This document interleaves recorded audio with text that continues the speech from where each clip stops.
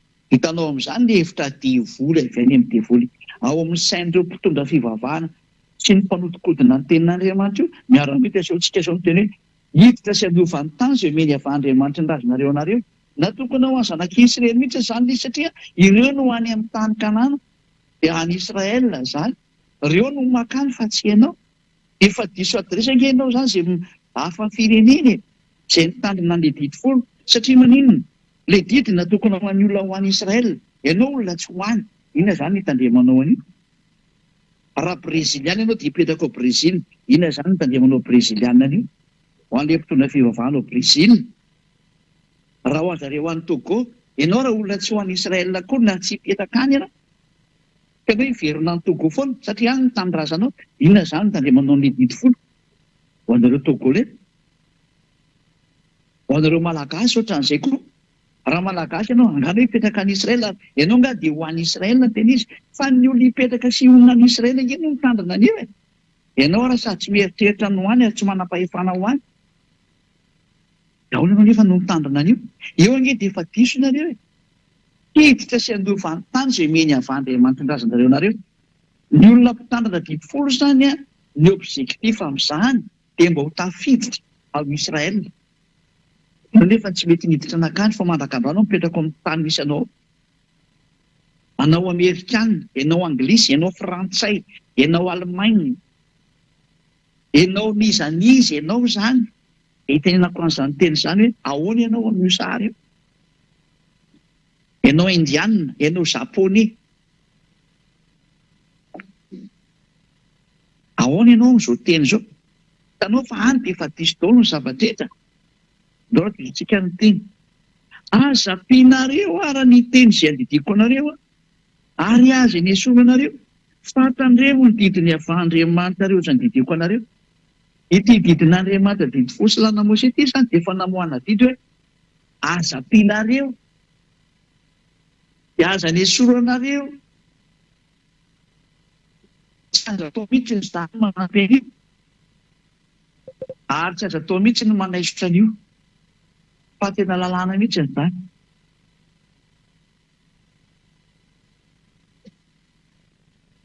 tsy azo atao mihitsy zany miketiketika an'io ary namafisy ilay zanak'Andriamanitra io teny io ao amin'ny Matio 5 etsika vetivitra amin'ilay boky Matio indray ty le mba ianaran'io le teneny ahoana boky Matio 5 ianao ihany aza mamatotra ny tenanao amin'izany hevitra izany Matio 5 andin'ny 7:20 nefa vao maika nitady hamono azy ohatra zao nandray ty ilovakeko ty re olona averina kely Matio 5 andin'ny 7:20 Matio 5:18 falazeko aminareo marina tokoa mandra-pahafoana ny lanitra sy ny tany dia tsisy foana akory ny amin'ny lalàna na dia litera iray azy na tendrotsoatra iray azy mandra-pahatanteraka izy rehetra any hoe tsy azo foanana mihitsy io ny teny Joshua ho an'izay mitandrina an'io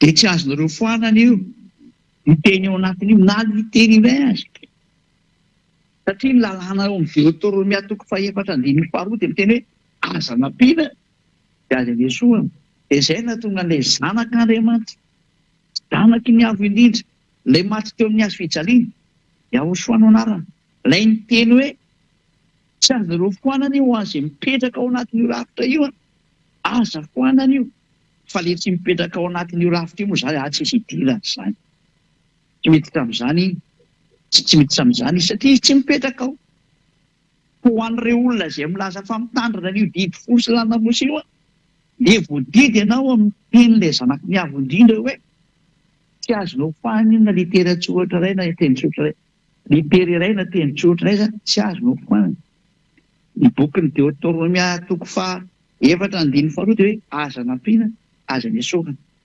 fanontaniana mipetraka amintsika rehetrarehetra ato an-tokantrano na ny ampiasana izay mandray an'ny Eliaza ambasadiovan'i Joshua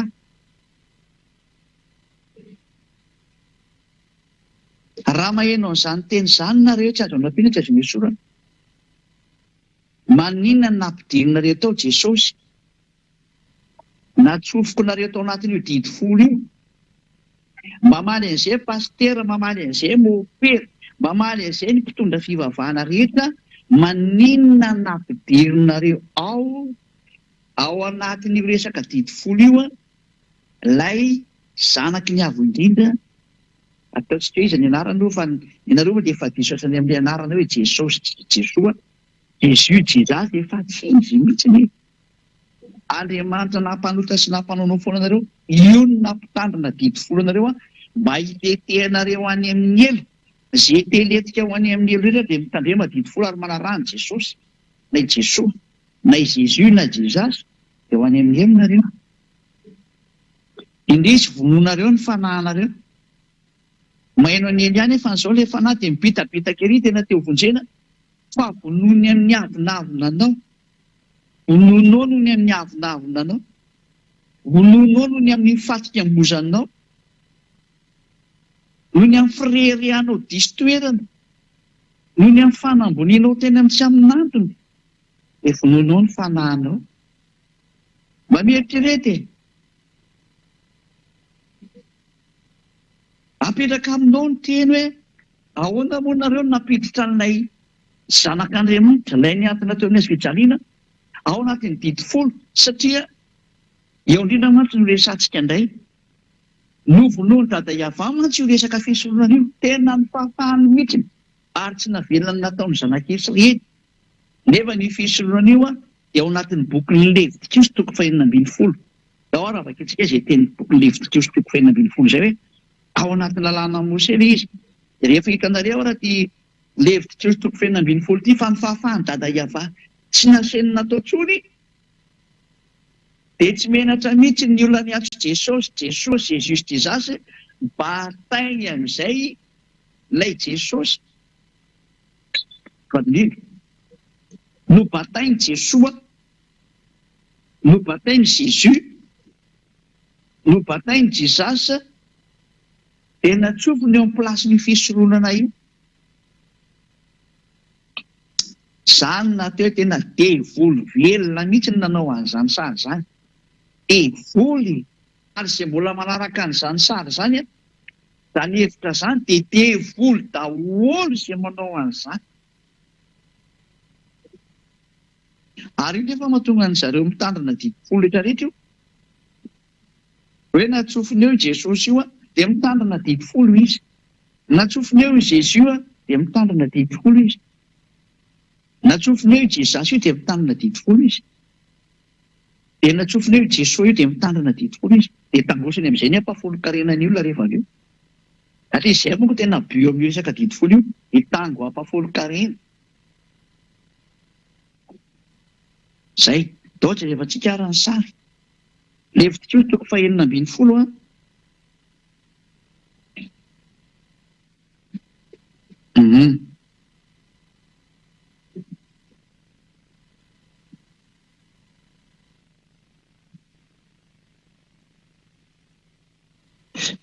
Levitikos toko 2:12 andininy 5. Noketra antsika nijery. Ary ny fiangonan'ny zanak'Israely, Levitikos toko 2:12 manoko ny andininy 5 dia ho teneniko eto ilay andininy rehefa avy eo. Ary ny fiangonan'ny zanak'Israely dia handraisan'ny osy lahy roa atao fanatitra noniota sy ondry lahy iray atao fanatitra dorana. Eto izany ilay hoe maka ondry dia osy izany. Dia andininy 9 dia ampanatony Arona ary ny vato sombo-lahy izay atao fanatitra noniota ho an'ny tenany, ka dia anao fanavotana ho an'ny tenany sy ny ankonany izy. Ary dia alainy koa ny osy lahy roa ka apetrany eo anatrehan'ny Ava eo alohana varavarany tamin'ilay fiaonana. Zay, dia misy toromarika be dia be moa ny atao ao zany amin'ireto omby vato-sombo-lahy, osy lahy ary ondry lahy zany, satria moa lahy daholo ny anaovana andreo. Zay, dia mitany hoe osy lahy, omby lahy, tsy maro samihafa zany. Dia vakitsy amin'izay ary rika hatramin'ny andininy 5 zany. Andingana be tsika zany.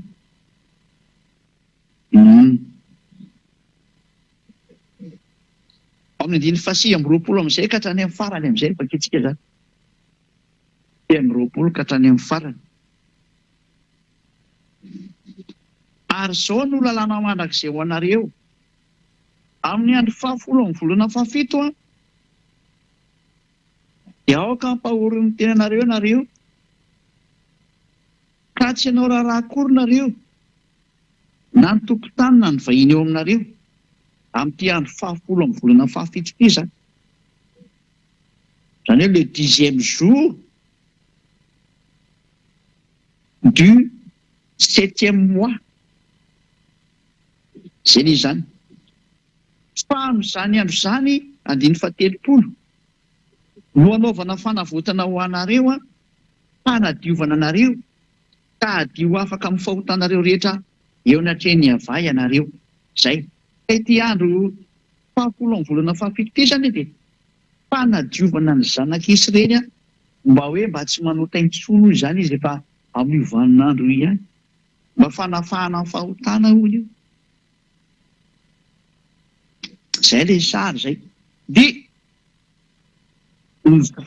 meny dada iava amin'izay ny teny ao amin'ny 9:7 lefitiko 16:34 ho lalàna mandrakizay ho anareo ary zany anaovana fanavotana ho an'ny zanak'Israely indray mandeha isa-taona hahafahany amin'ny fahotany rehetra satria indray mandeha isa-taona zany anaovana an'io fanafahana amin'ny fahotana io le hoe fisoronana io a le fanalana amin'ny fahotana io Levitikos 9:12 io ary mahambony an'io toko sy andininy io fisoronana io satria io ny manala amin'ny fahotana ka raha ianao hiaraka amin'izany Andriamanitra marina zany a ianao tsy misy fahotana ny mety aminy ka ny mahambony an'ity Levitikos 9:12 ity zay fanesorana ny fahotana indray mandeha isa-taona dia satria io ny lalàna mampadio ny olona tamin'ny Israelianina zany mahatonga ny Israelianina afaka hiaraka amin'io Andriamanitra io indray mandeha isa-taona zany ny mahambony indrindra ny fisoronana raha tsy hainareo rehetrarehetra tsy ambony zany sabata zany fa ngany sabata mahatonga anao hiavana amin'Andriamanitra raha dikainao raha sabata dia eo anao sy mitranonao rehefa tsisy fisoronana eo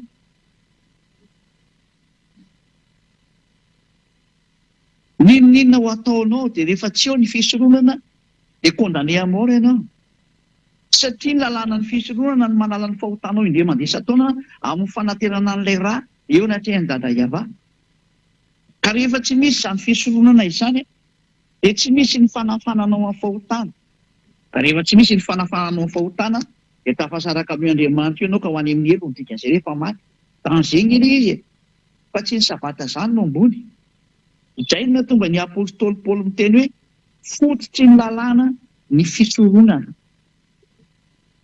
Hébreu 7 vakitsika amin'ny teny frantsay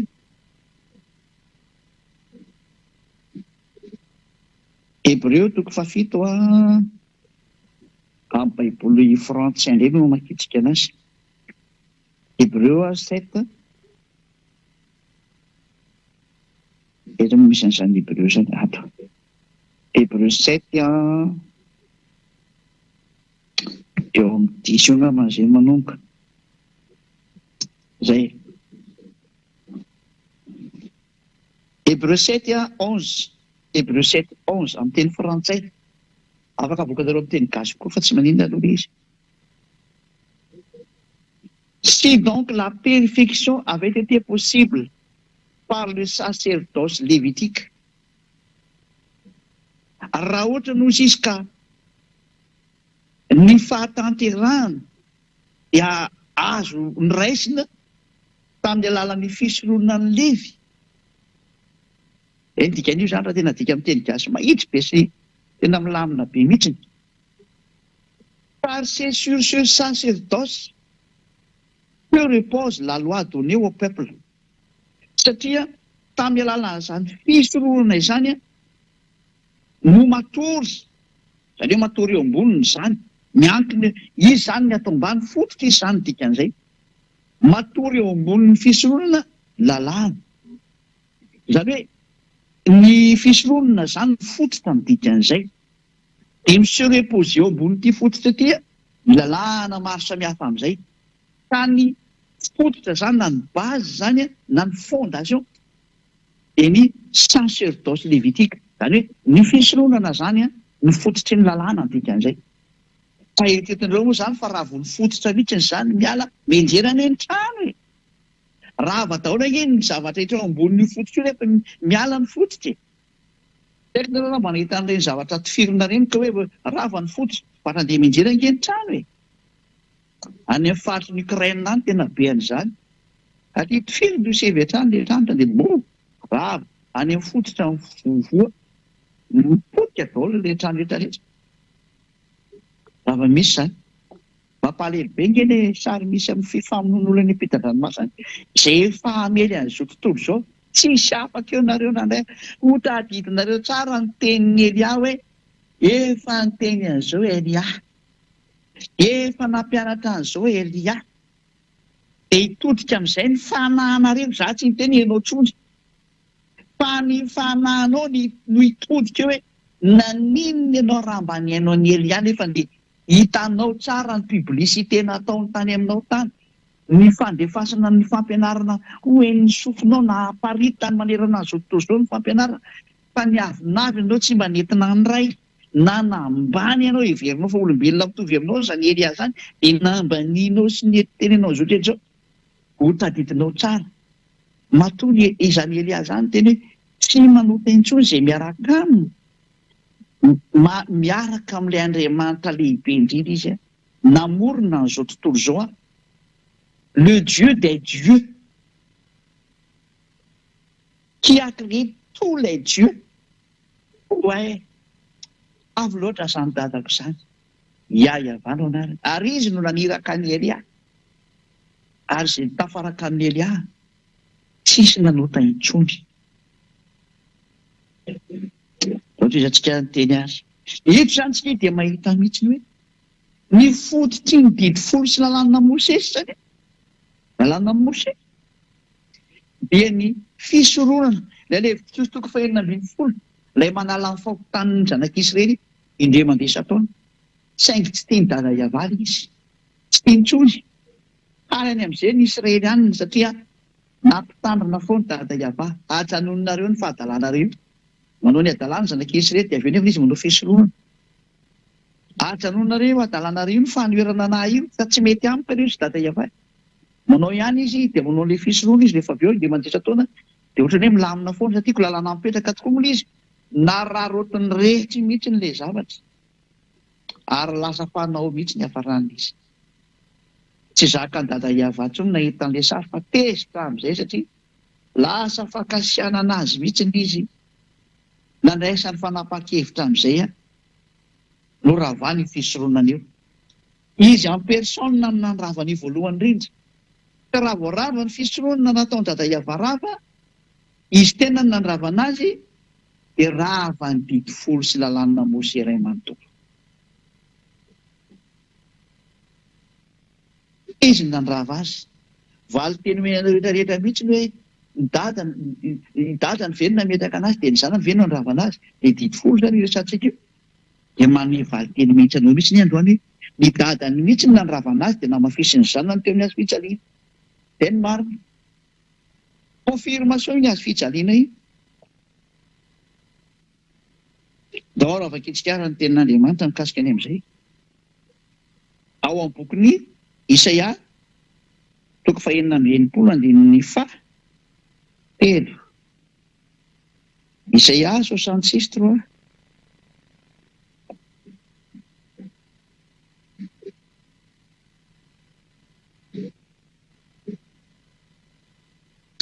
Isaia 66:3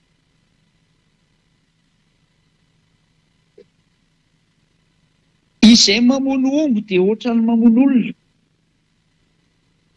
zay aloha zay anankiray zay ozany hoe resaka mamono omby nge zany e dao ary tozatsika ary izay mamono ondry atao fanatitra dia ohatra mamolaka vozona alika olandray ny teninao amin'io ary resaka mamono omby fotsiny ve mamono omby fotsiny ve ty resaka sisa tena tonga hatrany amin'ny fanatitra amin'izay le izy fanatitra ny resahany eto mitovy amin'ny mamolaka vozona alika ianao rehefa mitondra fanatitra ondry. Ka dia miteny an'reto mpanatitra ondry rehetrarehetra manao fanatitra toy hoe mitovy amin'ny mamolaka vozona alika ianareo.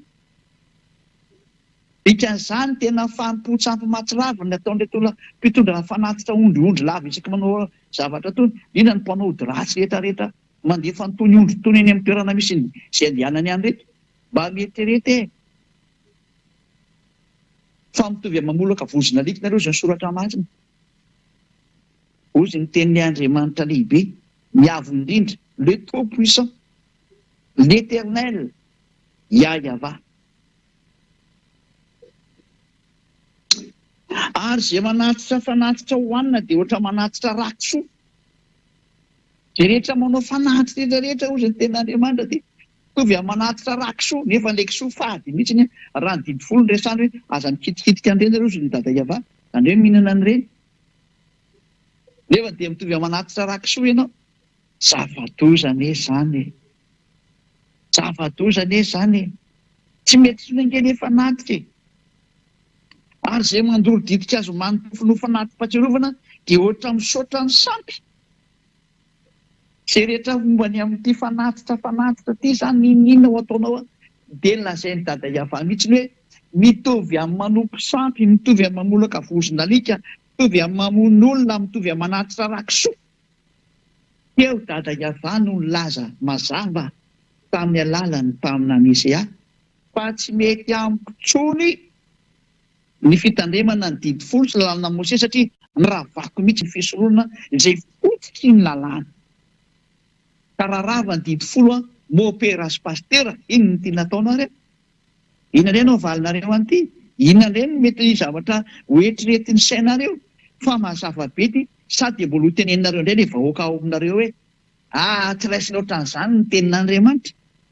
Dia ory vahoaka izay mivavaka any amin'izany toerana izany mametraka anareo vendrana mihitsy io mpitondra fivavahana io.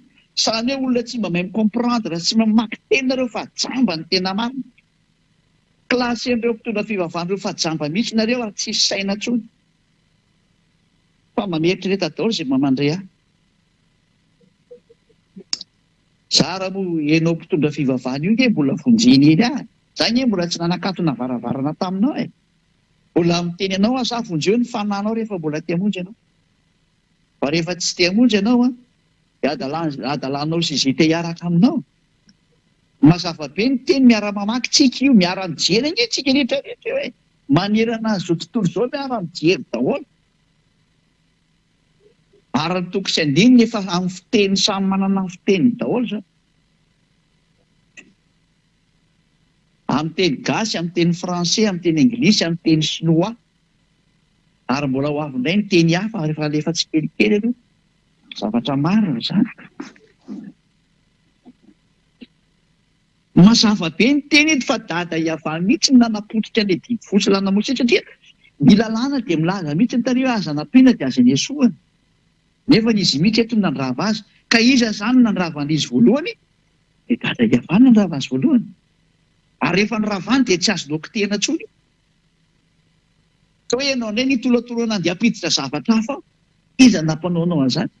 Mangatsy hita voamasonao ilay hoe aza nampiana dia aza niesoana. Nangefa kitsika andeha mandeha averina nge ilay toko sy andinina kizy. Dia rikatra amin'ilay Deutéronomie toko faefatra dia andeha faharoa. Hoe fetsika vakiana kely. Deutéronomie 4:2.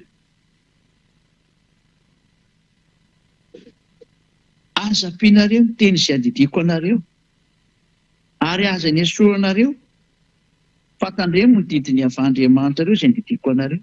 Tena io ilay teny io. Dia mbola tsy tonga saina ihany tena. Hoe tsy azo ampiana nge io didy folo sy lalàna Mose io e. Tsy azo anatsofohana an'izany zanak'Andriamanitra zany mihitsy ady nandika lalàna ary namafisy zanak'Andriamanitra indray hoe Matthieu toko 5. Averina ilay Matthieu toko 5 hoe io teny io ilay namafisy natao Matthieu toko 5 hoe aza ampianareo izy teny eo soa. Ny teny io fa tsisy fonako ny amin'ny lalàna literaly ho an'izay mitandrina azy. Ho an'izay mitandrina azy sonareo miteny hoe ary ianao nefa ny ahoana ianao izay nga mitandrina an'io. Tsy mitandrina an'io. Zatra fantatra nefa fa zatra fa niravany dadanay dia izy ny andeha tsofoka ao. Raha tsy olona tsy misaina tsy misaina no mbola mitsofoka ihany. Asaina tonga namiteny izay mandre ahy hoe mba misaina amin'izay e. Meko aloha nge le fampianarana io e. Jereo nge le teny. Fitiavana anao zao. Jereo ny famonoana ataon'ny mpitondra fivavahana anao. Fitoana anao zay ny vonoana. Soran'Andriamanitra mbola tsy maty fa mbola naheno any Elia anao zao. Miverena amin'izay verena amin'izay mihaino jereo ty adalàna nanjoanareo ty e. Nataonao. Nuk efa kitsika le teny Jehosoa e. Falazaiko aminareo marina dia marina tokoa. Mandra-pahafoana ny lanitra sy ny tany dia tsisy ho foana akory ny amin'ny lalàna. Na dia literena tendrotsoatra iray aza mandra-pahatanteraka izy rehetra. Dia mandra-pahatanteraka izy rehetra dia mbola mafisika tsara rehefa kelikely eo satria hiditra amin'izay hoe ny rahavany zanany eny hididy folo io e. Ny rahavany tsaratsara mihitsy. Ko ny dadany nandrava azy voalohany ko namoa tsy mafisy eo miazo fijaliana. Zay re hoe tsy mety mipetraka mihitsy ny lalàna ny Jehosoa raha tsy raha hididy folo io. Fa manjary misy double constitution. Ndraiky constitution didy folo dia ndraiky constitution Jehosoa. Lalàna ny Jehosoa dia tsy mety io. Fa tsy maintsy raha ihany ny lalàna rahana. Dia izay no mahatonga hoe tsy maintsy ny rahavana ny didy folo. Dia mipetraka ny Jehosoa. Ary nandrava ny voalohany nefa ny dada malala ia. Zay. Zay ny zava-marina, zay ny zava-misy. Izy nandrava ny voalohany indrindra. Enantsika amin'izay le teny teo. Araka ny bokin'ny Isaia. Averina amin'izay le saraka izy. Isaia 66:3. Vetsika amin'izay le teny ery hoe zay mamono omby dia ohatra ny mamono olona. Zay mamono olona atao fanaty dia ohatra mamolaka vozona rika. Zay manatitra fanatitra hoana dia ohatra manatitra rakisoa. Zay mandolo ditika azo manimpofo no fanapim-pahatsiarova dia ohatra misaotra ny sampy. Eny tahaka ny fidianany reniny aleny sy ny fahalian'ny fanahy tany fahavetavetany. Io zany atezerany dada Eva ty miteny ity. Dia tahaka izany kosa no hifidianako ny fampahoriana azy sy andatsahako ny fahatahorany ho aminy. Satria ny antso aho fa tsy nisy namaly, ny teny aho fa tsisy nety ny aino, fananao izay ratsy toy ho masoko izy, ary ny tsisitrako mihitsy no ny fidiny. Ay. Tezitra mihitsy ny dada Eva. Ravany amin'izay ny fisorohana. Rehefa rava ny fisorohana, inona nataondray faharohan' izay? Nopoteny amin'izay ny tempolon'ny Jerosalema. Izay ny fanaporofona fa tsy azonareo atao intsony ny fisorohana. Mirany amin'izay ny Nebokadnezara mpanjaka nandorony ny tempolon'ny Jerosalema. Araka ny bokin'ny Jeremia 52, mitohy amin'izay ny tantara. Maty Isaia, hiditra tseratra indray Jeremia. Jeremia 52, eo amin'ny fahafimitra.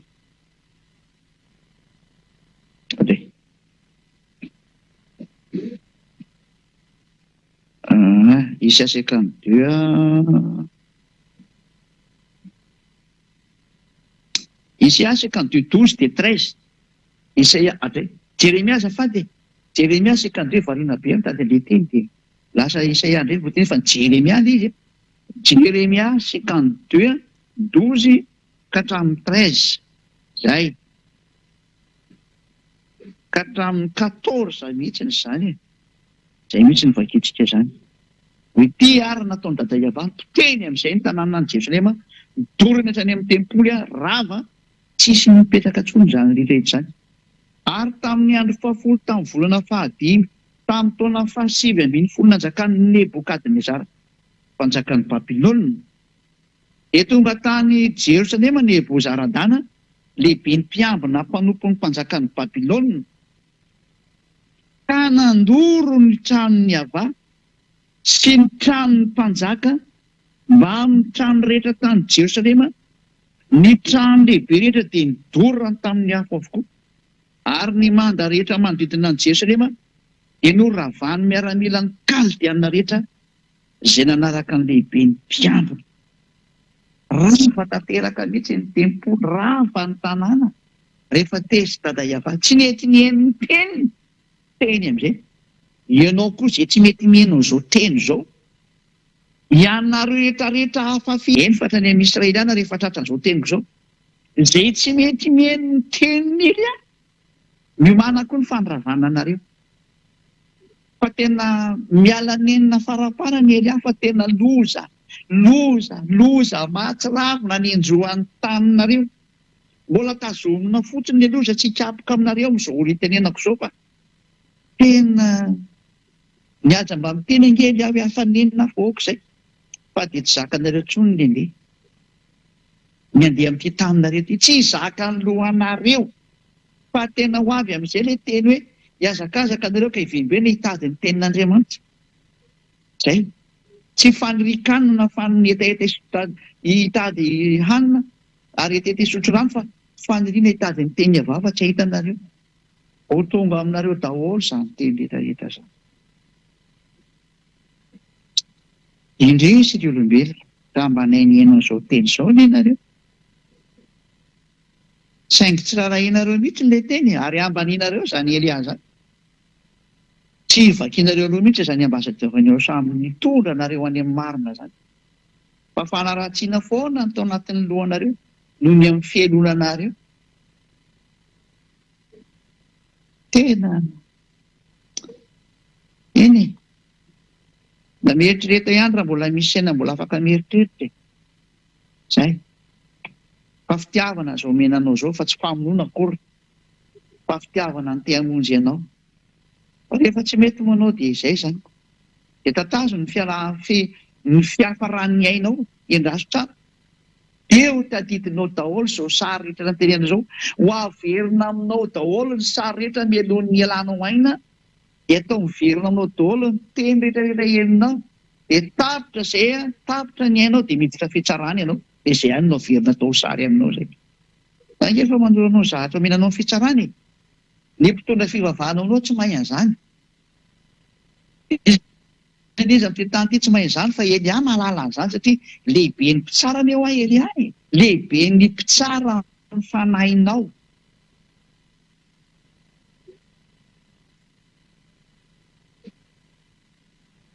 tsy mitsara nofonao zay fa ataona iny ny nofonao zay nke tsy tonga ho an'ny nofonao re fa mitsara ny fanahinao dana tonga na miteny an'ilay olona manao ratsy any Elia hoe raha mba fantatro io olona loanao io tsy sananao zany ianao raha mety nikoaka teo aloha mihitsy mba avonjeo le za raha mba fantatrao zany atao Elia zany tsy hainao re izy dia vavatry vava moa ny atao sasany fihetsika tena fanambaniana tahaka lery dia me fotsiny hoe dia ho tadidinao nge ty fihetsika anao ty rehefa miala amin'ity planeta terre anao ty ianao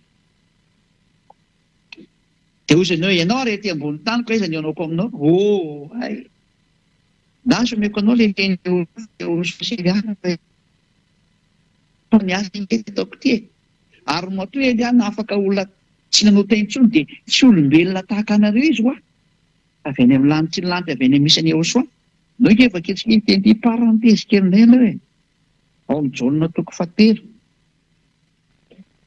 Jaona toko 7 esa misy ny teny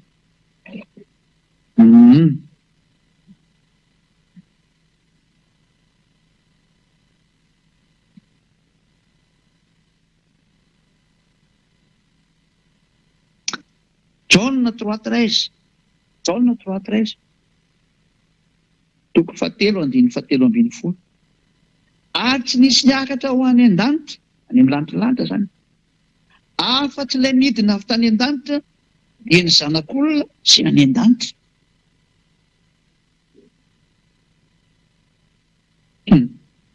fanina mihitsy anao mianao zany tezany inona ty teny ty eto ary mama tena inona izay izy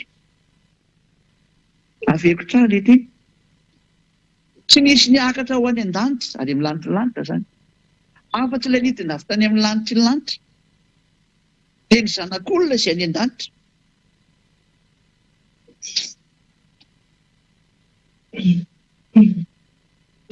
dikan'izany teny zany dia io Yahosoa ety an-tany io any an-danitra izy amin'io fotoana io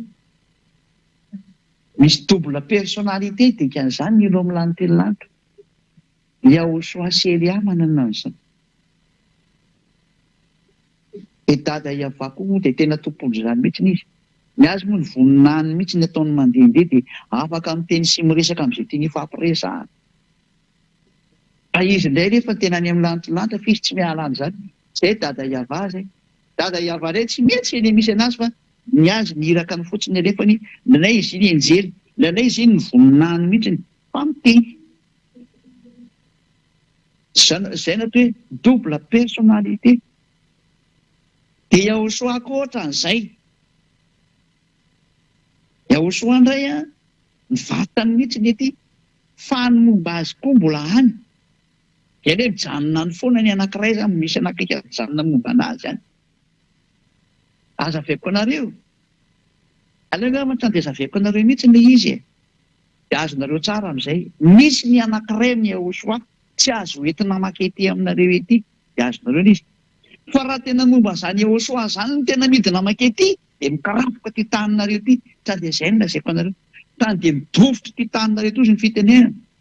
Izany na tonga hoe iny Paoly apôstôly iny efa namboarina be mihitsy ny fifandraisan'ny Yahosoa amin'iny fa afaka mifandray amin'iny ohatran'iny nataon'iny Yahosoa. Nefa ny naizana tsatra nikarapoka daholo izay olona teo ary jamba mihitsy ary moa ny afaran'ny Paoly dia tena nisaka tamin'ny vantana. Fa mafy be ny force de présence ny Yahosoa iny. Tsy misy Yahosoa avy any amin'ny lantolanitra izany ka hiresaka amin'ny olona ety an-tany ko velona iny olona. Fa protection be teny efa goavana be nomena ary be dia be ny zatra efa esorina any amin'ny vatany Yahosoa ho afaka mifandray ohatran'ireny izy. Satria izany Yahosoa izany Yahosoa égale force destructrice. Lumière destructrice. Feu destructeur. Afo mandrava sy mandoro. Fahazavana manapotika sy mandrava ny zavatra rehetra izay akaiky iny. Dia izay sary izay raha hoentina izay tena ray manontolo amin'ny Yahosoa izay hoentina midina ety an-tanareo ity. Tany dia mirefitra ny taninareo.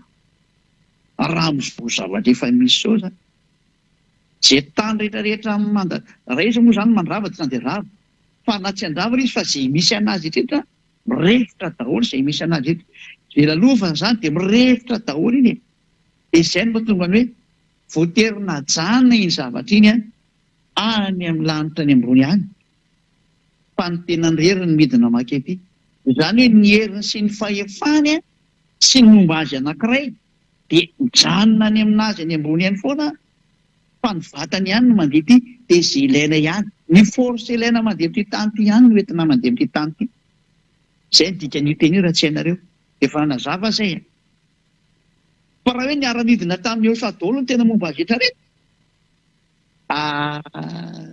Haiko misy olona hiara-monina aminazy. Tsy possible. Izany na hoe zatra tsy possible. Izy ny olona hitan'Andriamanitra ko velona. Tsy m'existe zany. Izay azonareo tsara angambany izy. La même chose que Elia. Elia koa raha nentin'ny Elia ty dodolo ny zavatra momba ny Elia. Dia mitovy tsisy valaka tamin'ny zavatra niseho koa. Fa ny esorina koa izany rehetra izany fa izay ilainy Elia mandeha amin'ity planeta Terre ity ihany mena azy sy ampitondraina azy. Ary omena araka an'izay itiavany dada Iava sy Yahosoa anazy koa nefany izay tiany mena anazy. Fa ny tena ny akapobe ny rehetrarehetra dia napetraka ny anatin'ny atao hoe toeram-pitsarana ary anatin'ny VSCC. Izay ny teniko anareo hoe miandry anareo azy ny Elia izany ary raha izay maty rehetra moa tsisy nahita afaka miteny ety aminareo ety. Izany mahatonga namela hoe nisy olona maty dia nahita ny hery. Tena olona mitapitapy mihitsy izany. Izany ve ny rinoko hita izany hero izany. Zavatozana izy. Ary ianao raha lasa ny anelo izany tsy mivoaka velona intsony ianao tena marina fa sarotra ny izany toerana izany.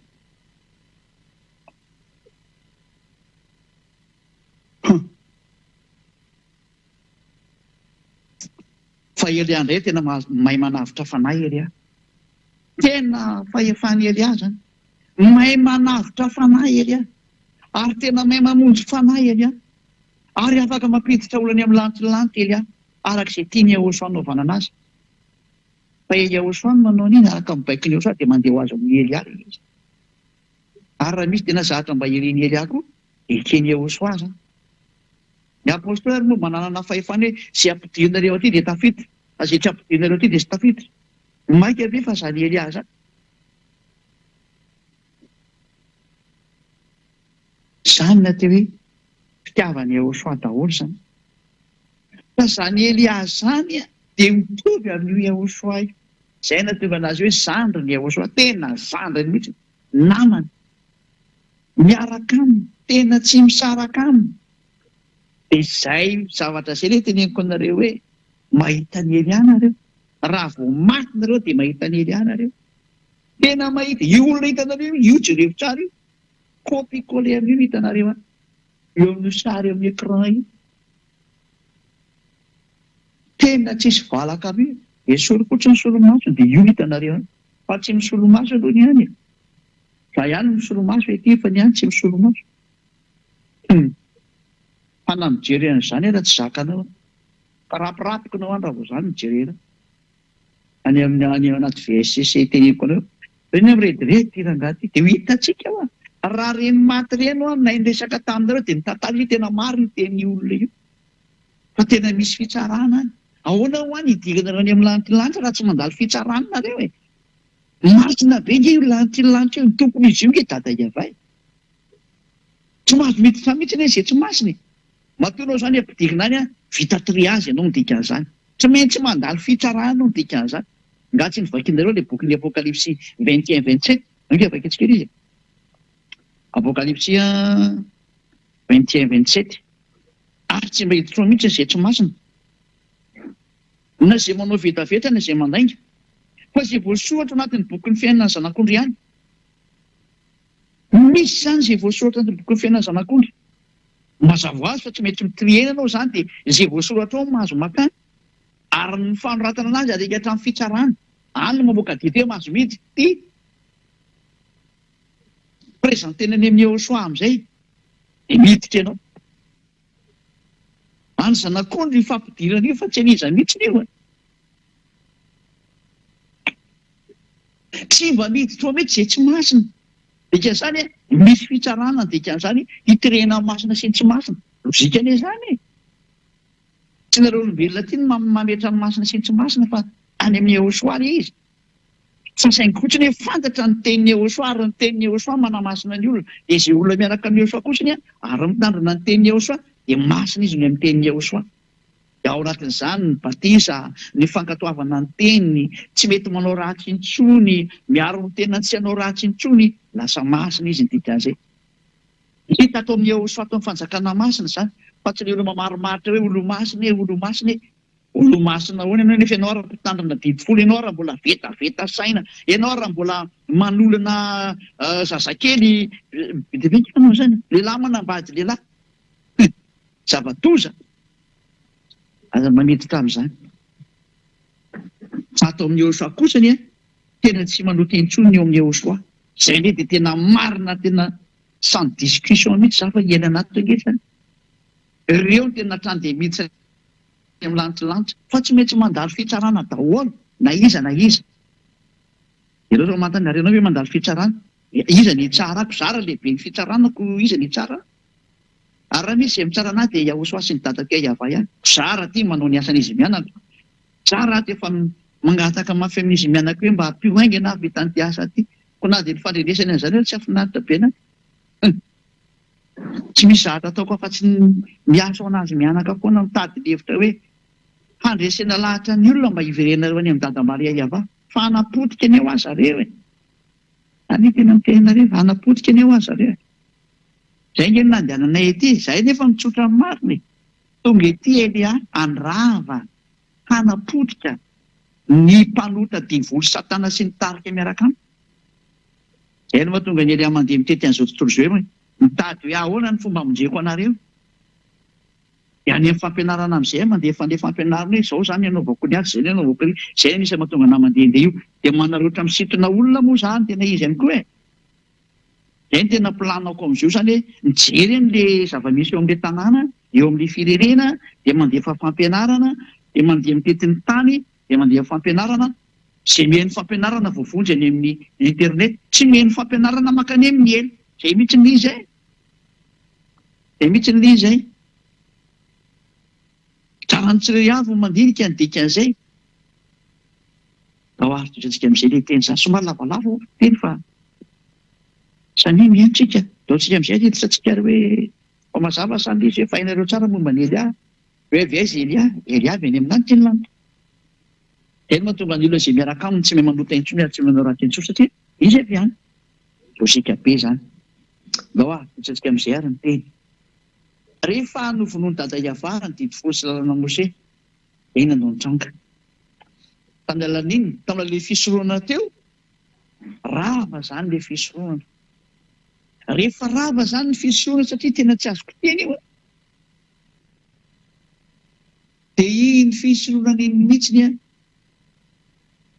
no fanaporofona fa ny elany dada Iavara ny didy folo sy lalana Mose satria izy mihitsy namoaka teny fa tsy azo mampiny eo tsy azo nesoana matoa ny ravany le fototra lay fisoroana mihitsy ny fototra ny vakitsika teo raha vao rava ny fototra dia tahaka ny trano rava io rehefa rava ny trano ny fototra ny trano rava ho azy ny trano fa tsy haiko hoe mbola miantona ihany ny tafitrano ny fototra azy efa mipotika ko inona tsony nipetrahan'ny tranonao ia fa ny tsy mandinika rehetra ny mbola miteny mbola mipetraka ihany ny tranonay mbola tsy mandinika izany raha vao avy ny olona tany na avy ny olona dia efa miotsaka ho azy io tsisy fototra tsonika dia ohatr'izany io rehefa rava ny fototra rava daholo ny zavatra eo amboniny dada Iavara zany no nandrava ny didy folo sy lalàna Mose izy ny voalohany indrindra zay izy dia zay no natonga anazy ny poteny hatrany amin'ny tempoly ny Jerosalema noho izay tsisy manao fanatitra tsony dia nanomboka teo nataony tsy esy nafantatra azy tsony ny zanak'Israely iny le boky ny Amosa iny hoe aza manao ny anarany tsony re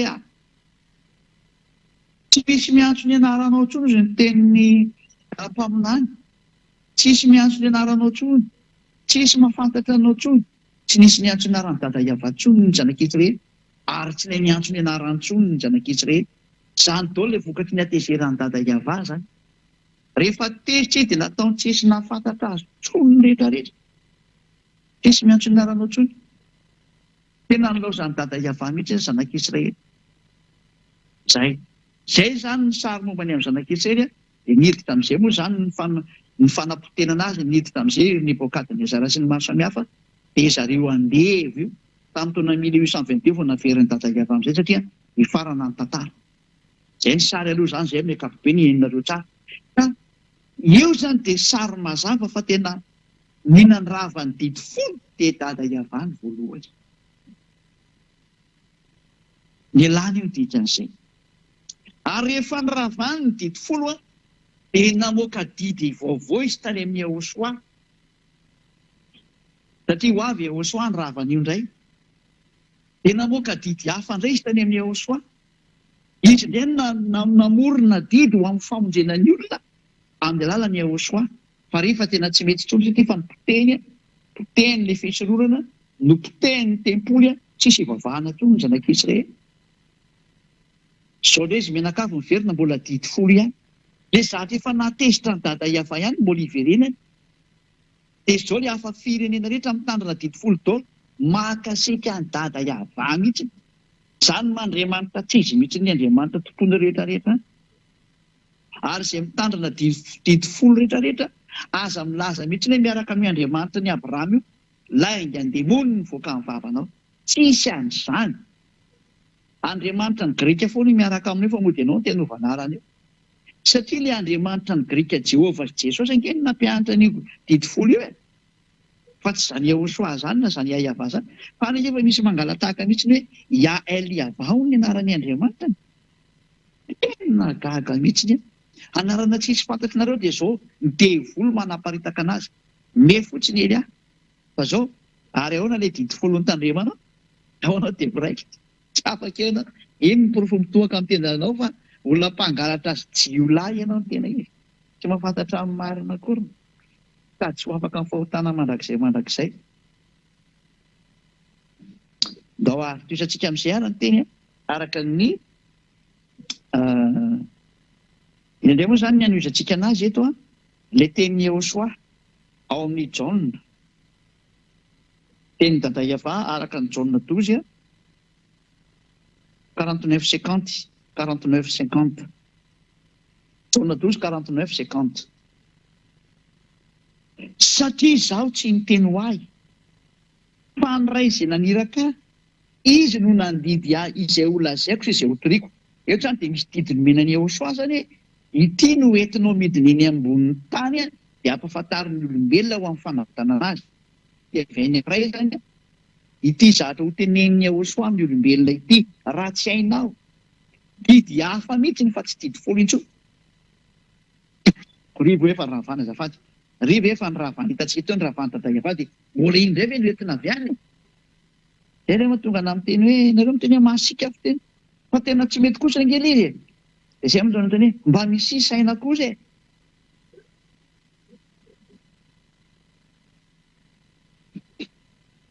fa ny ray izy naniraka ao izy izy no nandidy aho izay ho lazaiko sy izay ho toriko any hoe misy didy zany nomena ny Iosoa na sainy dada Iava ho lazainy ary ho toriany ety amboniny tany mazava fa tsy didy folo le izy didy an'izay fa hafa mihitsy satria le didy folo efa nipoteny dada Iava tany ny fisorohana aonao ohatry hoe nibatana zavatra koatran'izay fa jereo ngeny le tsy matahotra an'Andriamanitra ety nalainy le fisorohana dia nesorony dia napetrany eo amin'ny plasin'le fisorohana hono le zanak'Andriamanitra jereo mahadevoly be an'le saina saina avy any amin'ny devoly iny zany fantitra an-dalàna ary zany no mampanota an'ireo mpitandrina didy folo reo mpanota tsy mendrika ka izy mitandrina didy folo io mihitsy no mahatonga an'azy ankoatra le Andriamanitra diso ary zany miprofo fa diso mihitsy ilay Jesosy Jesoa sy Jehova Jésus Jesus sy ny maro samihafa satria mampandika lalàna mihitsy le izy reo ngeny mampitandrina didy folo io dia amin'izay le mpangala tahaka rehetra mbola mitandrina didy folo ihany fa mody ny vavany fotsiny miantso Iosoa tena mampimey mihitsy ena hoe mpangalatra tsy nenangalatra ao rehefa tena tonga ny tompony dia mianana amin'izay ny mpangalatra rehetrarehetra koa izay lazaiko ary andasiko hoe andidy fa 50 ary fantatro fa fiainana mandrakizay ny didiny izany hoe ty didiny menray ity zany fiainana mandrakizay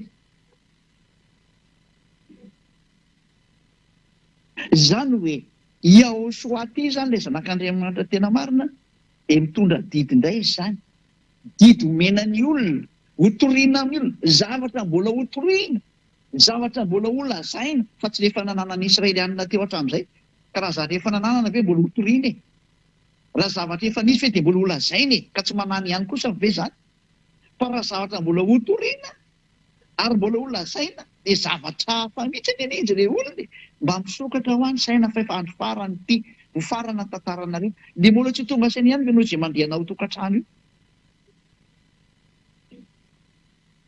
hoe ny zahatra hoentiny Iosoa amin'ity didy ity e ny zahatra mbola vo ho lazaina zany hoe tsy mitovy amin'ny didy folo ny dikan'izay hotoriana zavatra hafa mihitsy ny dikan'izany ary hoy ny teniny ary fantatro fa fiainana mandrakizay ny didiny tena ity didy ity zay hoentiny Iosoa ty tena fiainana mandrakizay izy ity ka le didiny Iosoa moa dia tsy mahay manota sy manao ratsy intsony ary parfait perfect zay ary zay lazaiko dia lazaiko araka an'izay lazainay tamiko zany hoe nisy discussion zany nisy didy zany avy any amin'ny dadany no zarainy tamin'izany iny dia ty hoentinao any hamonjenao ny olona zay io resaka io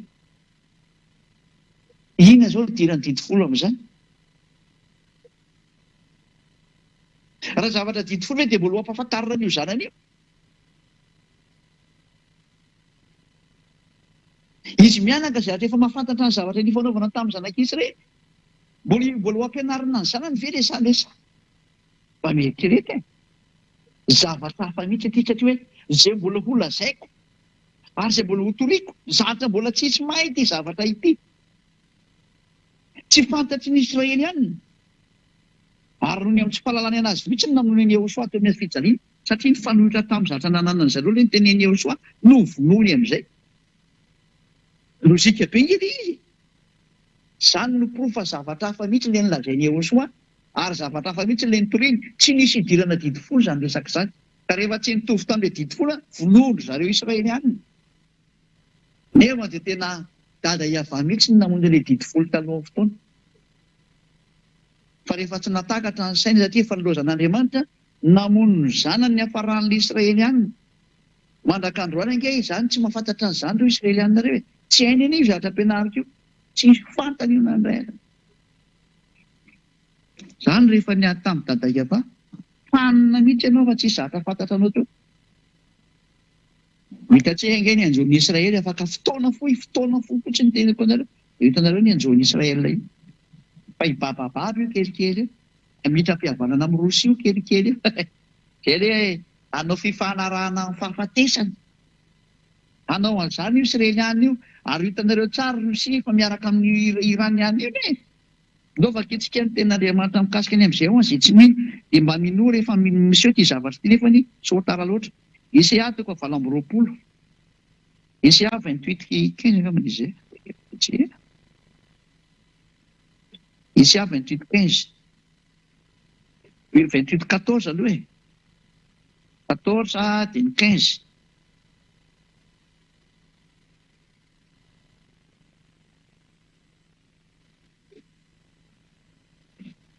Isaia 28:14-15.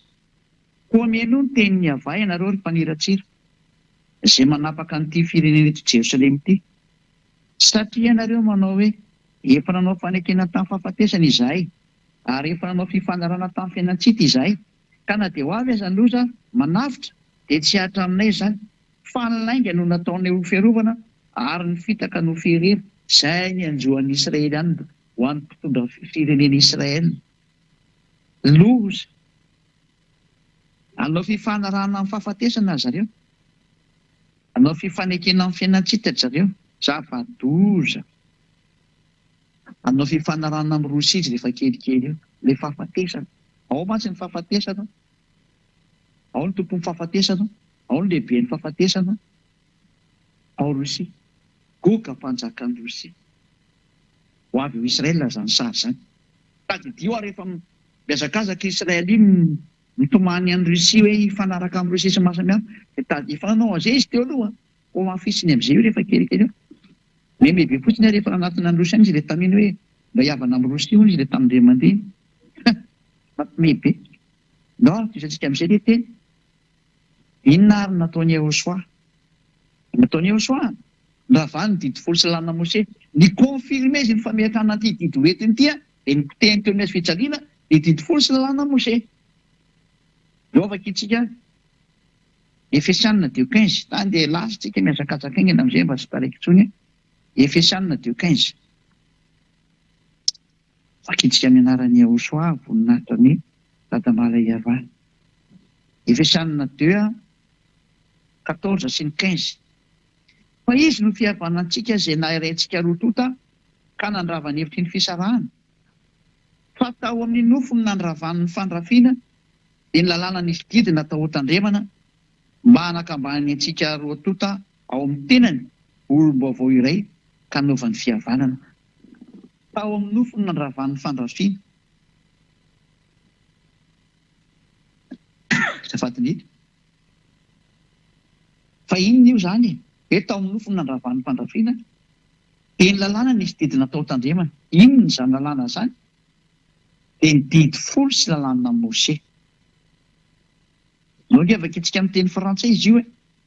Efesianina 2:15. Dia mba homan'ny kely raha izy raha misy anareo ilay Torah fa voakatsika eo ilay Torah raha mamaky Torah nareo.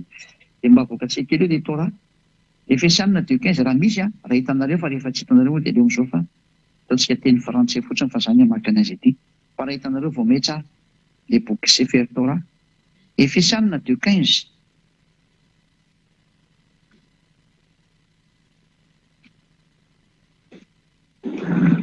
Efesianina 2:15. Ayant anéanti par sa chair la loi des ordonnances dans ses prescriptions. Rehefa noravany poteny mihitsy ny tao amin'ny nofony zany. La loi des ordonnances dans ses prescriptions. Ny lalàna ny didy rehetrarehetra miaraka amin'ny fitsipika rehetrarehetra. Mazava be zany teny frantsay fa tena rava ny didy folo sy lalàna Mose. Baiboly katolika romana io vakiokio amin'ny teny frantsay.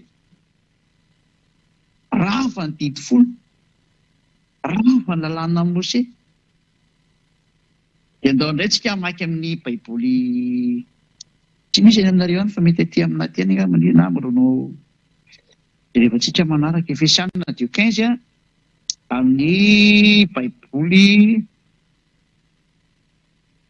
Jiosy indray ty Sefer Torah ny Jiosy amin'ny testamenta vaovao.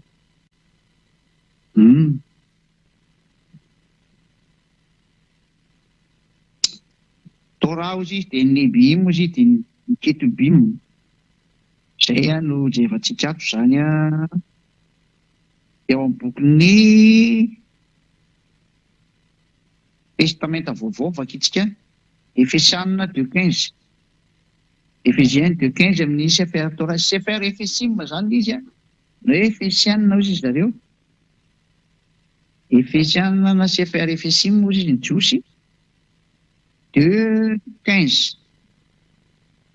Efesianina 2:15 dia ho any reto milaza fa mety teny Jiosy reto zany dia mena anazy ty teny ity dia mba vakeo kely ny anareo any sao dia tsy mitovy amin'ny anahy.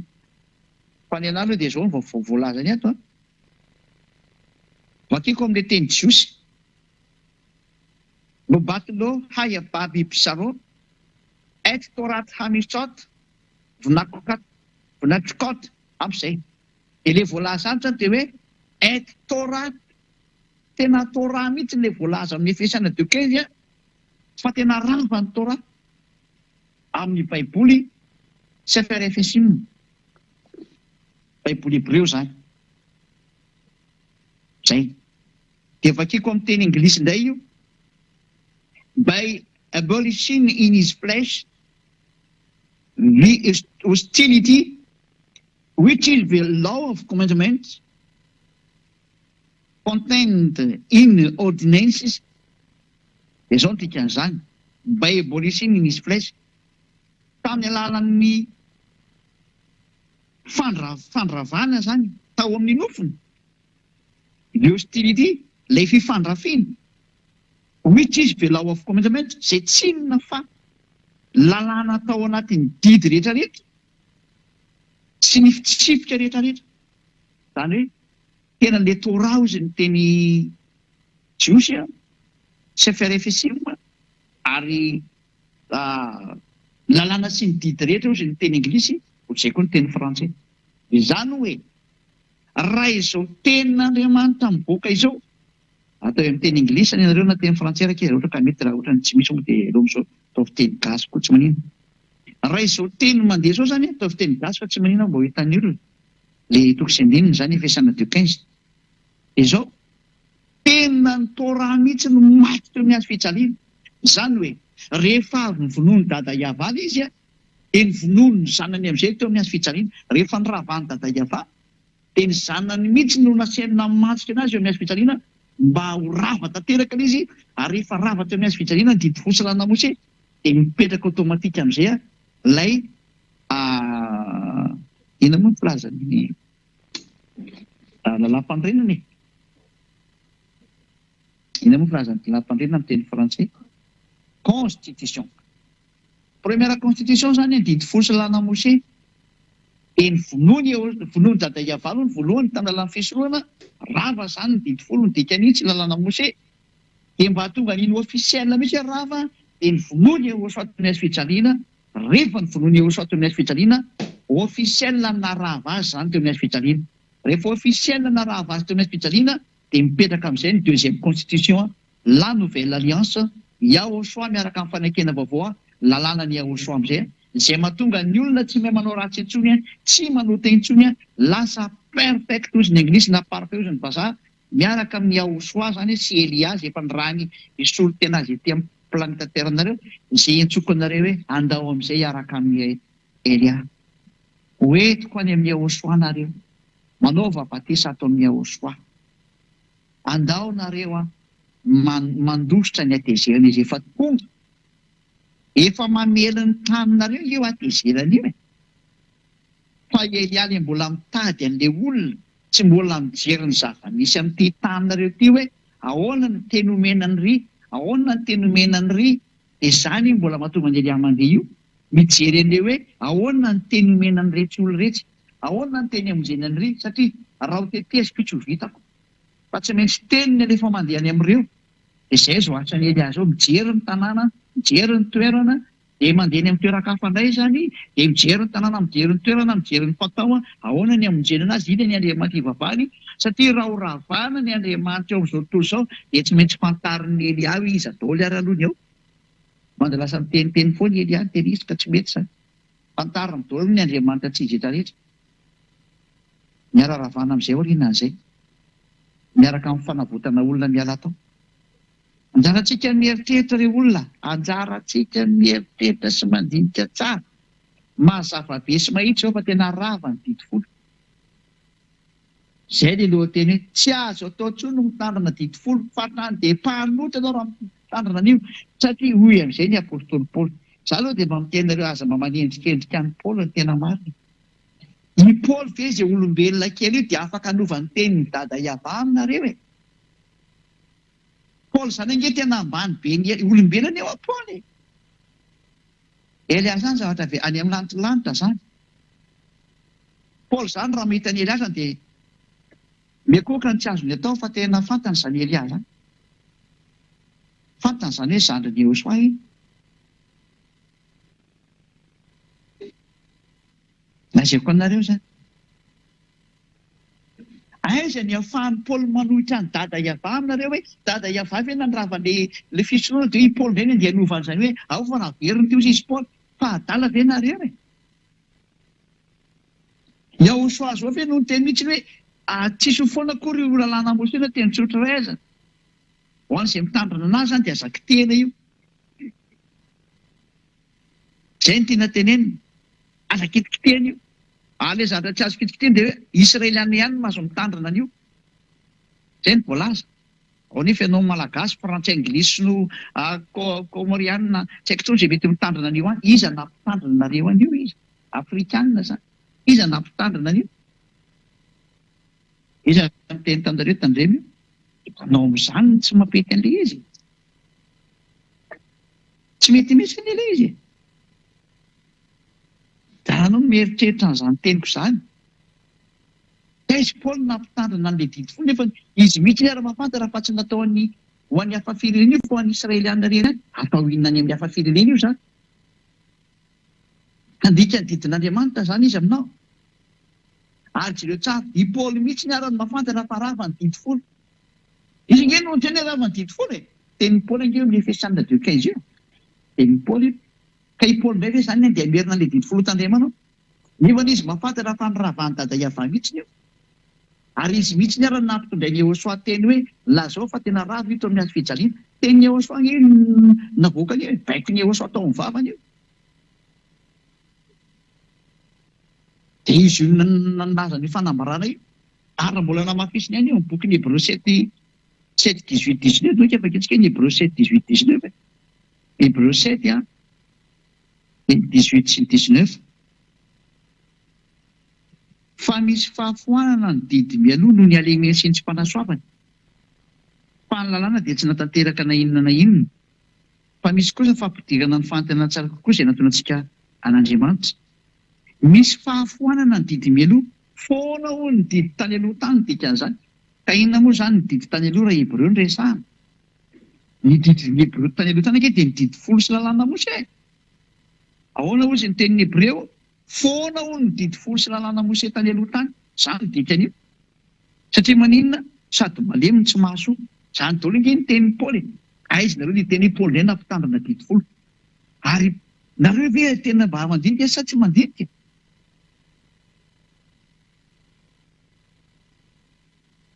Dada Iava mihitsy ny ary fenina ny ravana azy, mbola izy ve zany mbola ampitandrina an'io indray? Izy mihitsy nanapotika an'io ary nopoteny hatrany amin'ny tempolo mba tsy hisanao an'izany resaka zany intsony. Eny nanapoteny io tempolo io. Dia tsy taitra mihitsy indray ilay olona avy any dia mibata an'ilay didy folo efa nampateza sy ny poteny averiny ihany. Pakasika an'Andriamanitra ny reto olona reto e. Batainy zareo indray ilay didy folo dia asiany tandremana indray. Tena mpiara-miasa amin'ny teny folo mihitsy. Io ve ny natezitra ny dada Iava dia mbola averinao ihany. hoana mihitsy ny fisoroana tsy navelanao fisoroana tsony olona ianao ndray mbola andeha amirina an'iny any amirina akasika anazy ianao zany dikan'izany zay le hoe raha ny zavatra efa noravako natsangako indray dia efa diso aho vaketsika ten'izay hoe boky ny galatianina ary zay ny amaranako anazy hoe tsy mety tsony mitandrina 10 galatianina 2:18 galatianina 2:18 fa raha ny zavatra efa noravako no atsangako indray dia mampiseho ny tenako fa diso aho dada Iava efa nandravan'ilay 10 sy lana Mose nandravan'ilay fisoroana fa raha dada Iava zany mamerina an'io dia tsy mety satria izy ihany nefa nampiten'ny apôstôly hoe tsy mety mamerina an'io dia ny apôstôly indray fa ianareo na dia amerina ny 10 indray ho arahana nefa ny raha ny zavatra izy ary nampianatra hoe raha ny zavatra efa niravana no atsangana dia diso izay manao an'izay ary tsy nisy dada Iava namerina an'io zany Yahosoa nandrava an'io teo amin'ny hazo fijaliana dada Iava nandrava azy voalohany dia nikonfirme ny Yahosoa aiza moa zany ny apôstôly olona zay hoe ny apôstôly mihitsy ary namerina an'ity zay apôstôly namerina 10 ny tsipy any elo daolo izy rehetra rehetra fa tsy ny apôstôlinay aty amin'ny Yahosoa aloha zany efa ny apôstôlinareo any zany samy manana ny apôstôliny amin'izay zany manomboka eo fa ny apôstôly tena izy dia izay miaraka amin'ny Eliasy Yahosoa sy dada Maria Iava dia tsisy mandika ny tenin'io dada Iava io hatramin'ny lokatra farany manaraka ny fitsipika daolo fa rehefa dada Iava nandrava dia tsisy mikitika tsony hatramin'ny farany izay natonga ny hoe Yahosoa nge nampitondraina teny hafa mihitsy satria efa niravana indrindra teo e izy tompony ary ve tsy afantatra an'izany izay zany ny teny fa dia mirazo atsika samy taina-soa matoka afa voarainareo daolo ny fampianarana ho tonga saina daolo amin'izay hiala tany amin'ny toeram-pahafatesana io fa tsy hipetraka antsony ampy izay be izay famon'olona nataon'ny mpitondra fivavahana izay mba tonga sainareo hiperina daolo amin'izay ny fahamarinana inona ny fahamarinana manaraha ny dada Maria Iava manaraha ny Yahosoa ary manaraha ny Eliasy raha ny dada Iava sy Yahosoa ankehitriny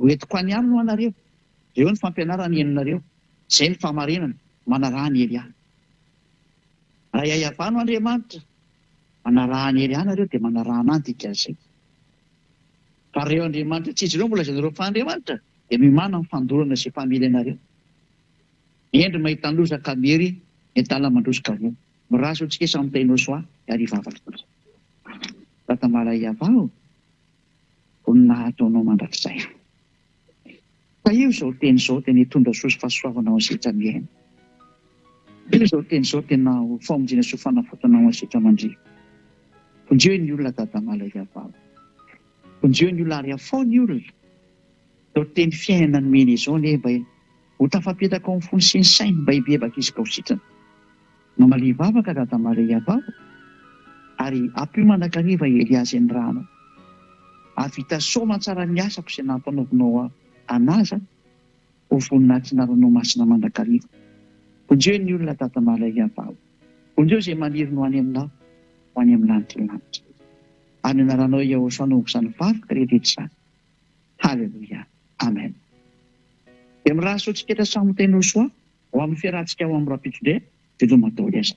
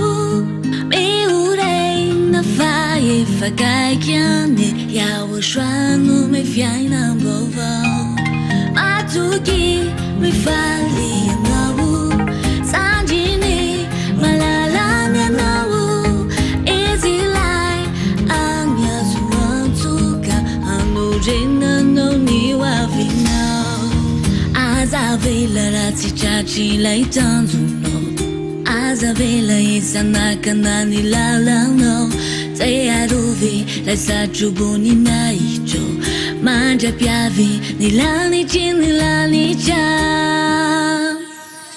Manantu na ye yano Mia via za desau Mangia su aza manai fa Ya woshua anja you know Manantu na ye yano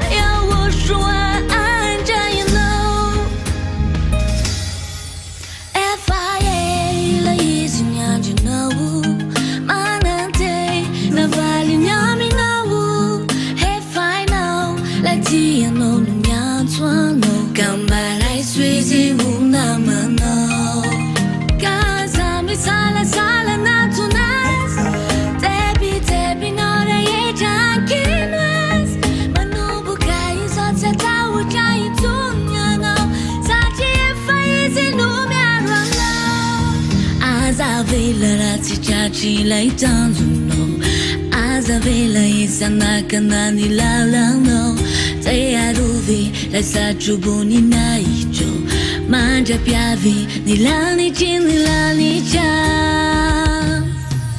Manantu na ye yano Mia via za desau Mangia su azamanai fa Ya woshua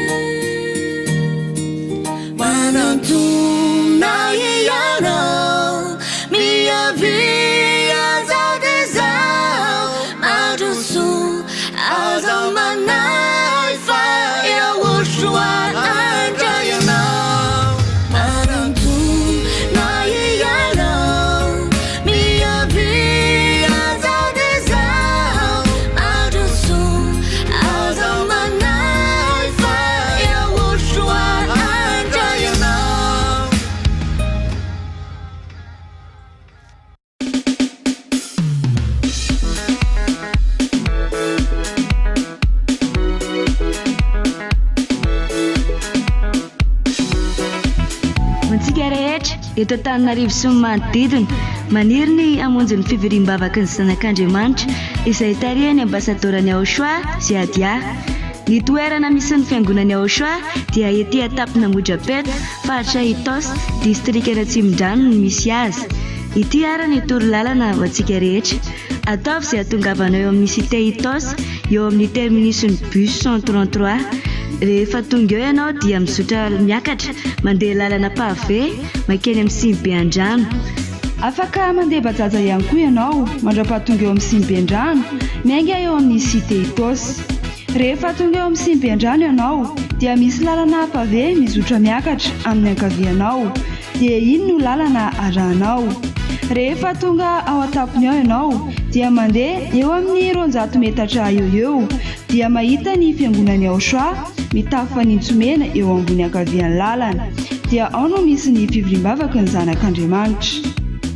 Raha mila torolalana fanampiny ianao dia afaka miantso ireto laharana telefonina ireto: 032 79 145 42 032 79 145 42 033 46 852 11 033 46 852 11 034 75 936 00 034 75 936 00. dia mirary soanao ary ho tonga soa ty amin'ny lanitry ny lanitra.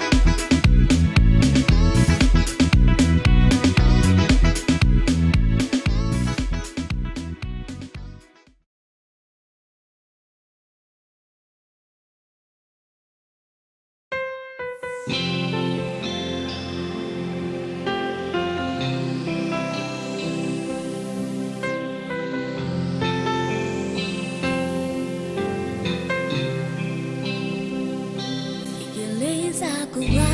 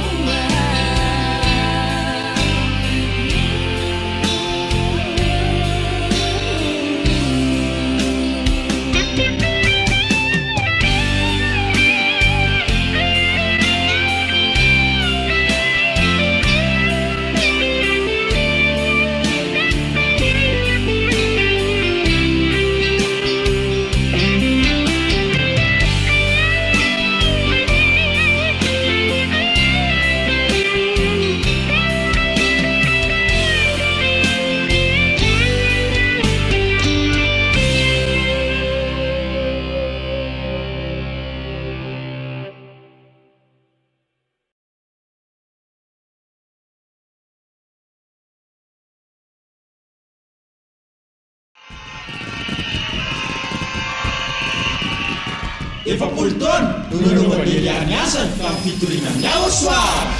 Ilay Andriamanitra tena marina manafaka amin'ny fahotana.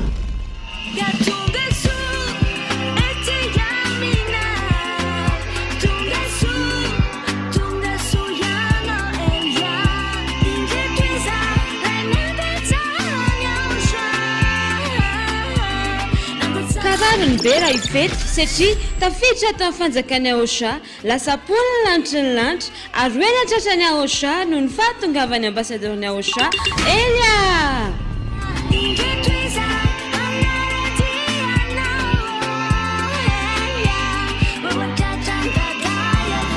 Amin'ny Sabotsy fafito sy ny Alahady fahavalo ny volana Desambra ho avy zao.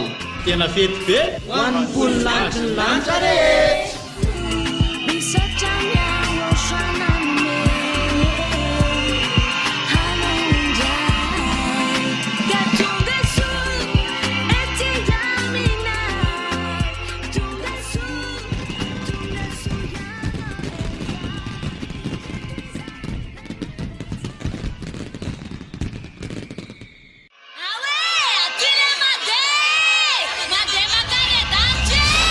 efapolo taona no nanaovany Eliany asany tamin'ny fitoriana ny Aosoa. Ilay Andriamanitra tena marina manafaka amin'ny fahotana.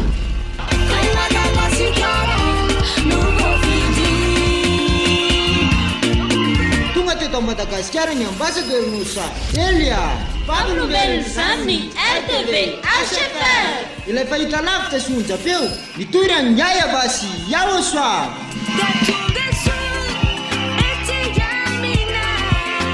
Fanamariana natongavany Elia ambassadorny Aosha. Dia isy ary ny fety be izay ho totosaina ao amin'ny grande salle la plénière ao amin'ny CCI Ivato amin'ny fahafolony volana Desambra ho avy zao.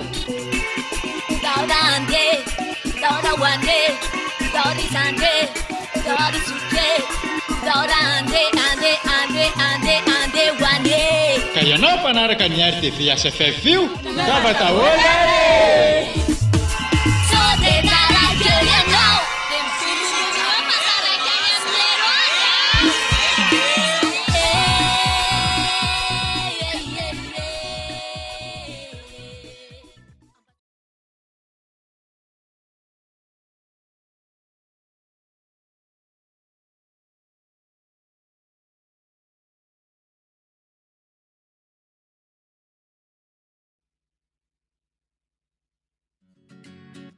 Na na na na na na, yeah. Yeah, oh. Na na na na. Efa tonga ilay inuta, ilay pandava besuta-suta, paminane fanana mara, refa wavyu vitani tantara, sanganam sani tepuli, ipetra kolai pizza devuli, nyula kusade itali, amiluza izayanzadi.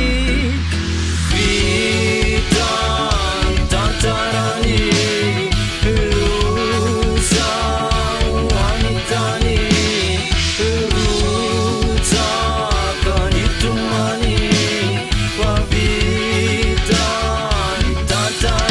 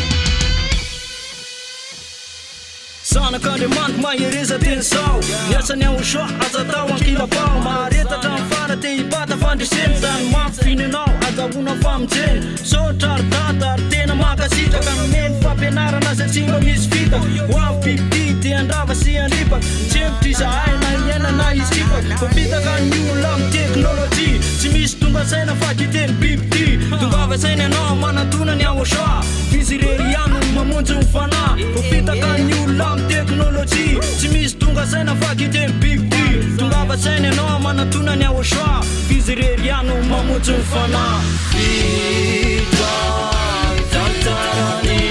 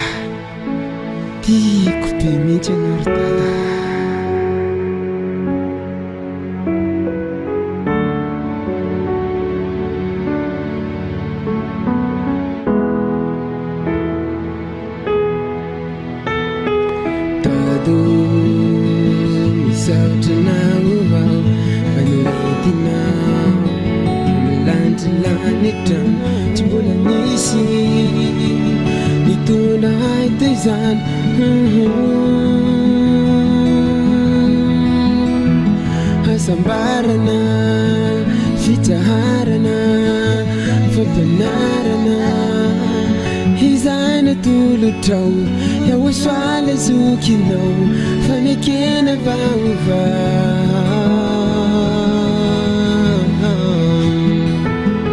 nangotranao tsy ilaiky intsony fazarako mahitanao avy any ambony nianarana Samele son Edouard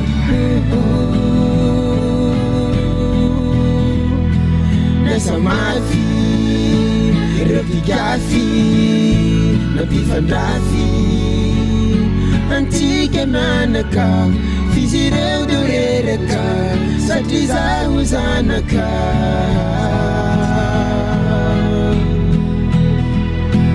Kamisaute Saute Yawaswani umbanao Fafiana baubau Riana kuizau Dado, dado, dada Mami kimyana Dada Samatra fazanaka